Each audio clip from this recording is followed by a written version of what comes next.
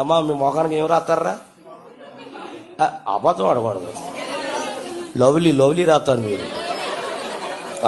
మాకు ఎక్కువ సొల్లు, అన్ని సొల్లు మాటలే. అస్సలు మగోళ్ళు కానీ ఆడోళ్ళు కానీ అది రాయకుండా బయటికి రాదు.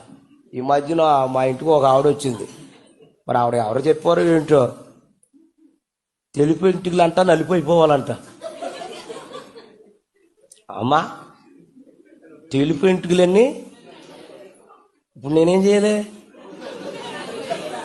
పాతం చేయాలి. ప్రభువా ఆ తెలుపులంటికలన్నీ నలిపోయిపోవాలి, నేను చేయాలంట. నీకెవరు చెప్పారమ్మా ఈ గొడవ అన్నాను. అవి బాబోయ్, మీ అస్తమై పడితే చాలంట, మీ కాలు పడితే చాలంటండి, మీ ఏ ఇంట్లో పెట్టిన అడుగు ఆశీర్వాదం అంట, ఏ స్థలంలో అడుగు పెట్టిన ఆశీర్వాదం అంటండి, మీరు ఎవరి మీద చేసిన ఆశీర్వాదం అంటండి. అంది ఎవరు చెప్పారమ్మా? ఎవరు చెప్పారండి? ముందు నా కొరకు మీరు ఏం చేయాలి? ఇప్పుడు ఏం చేయాలి? నెత్తి మీద వేసి అప్పుడు నేను అన్నాను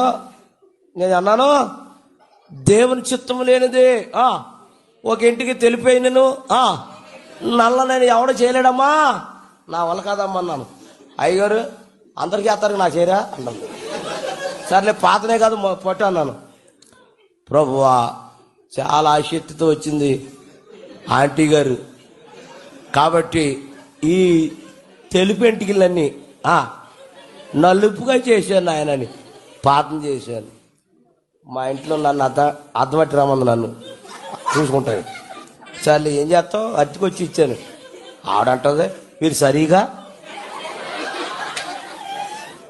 అంటే పాతను సరిగా ఒకటిను నిజమైన ఒకటి ఉంటుందా?